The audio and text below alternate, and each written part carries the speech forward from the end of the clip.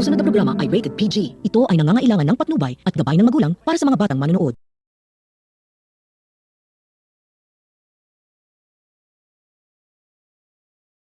Wala nang mapaglagyan ng tuwa itong si Ginny at itong si Megan pagkatapos nitong magkakasundo at dito pati na rin ang kanilang mga magulang na itong si Minchi at itong si Dara ay masayang masaya naman din itong dalawa at lalo na ngayon na magkaibigan na sila at marami ng mga fans na nagpa-picture sa kanila kung kaya't agad naman ding nakangiti itong si Ginny nang kanyang makita na lapitan ito ng kanilang fans at nagpa-picture ito sa kanila at agad naman din nitong sinabihan ni Megan itong si Ginny na sumali umano ito kung kaya't agad naman din nitong nilapitan ni Ginny itong si Megan at sumali ito na nagpakuha ng picture at pagkatapos nitong magpakuha ng picture ng kanilang fans ay agad naman ding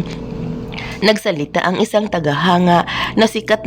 na umano silang dalawa. Kung kaya't nakangiti naman din itong dalawa, itong si Megan at itong si Ginny at pinasasalamatan. Nagsabi sa kanila ng ganun at agad naman din itong sinabihan ni Megan itong si Ginny na hindi umano nito sukat akalain ni Megan na ganun umano dumugi ng mga fans silang dalawa. Kung kaya't nakangiti naman din itong si Ginny at sinabihan nito ni Ginny itong si Megan na pati umano siya ay hindi umano nito expect na ganun pala umano ang pakiramdam kapag marami umanong fans na humahanga sa kanila at agad naman din itong sinabihan ni Ginny na pagbubutihan umano nila ang lahat-lahat upang mas marami pa umanong fans na magkagusto sa kanila at agad naman din itong sinabihan ni Megan na tama umano itong si Ginny kung kaya't nagngingitian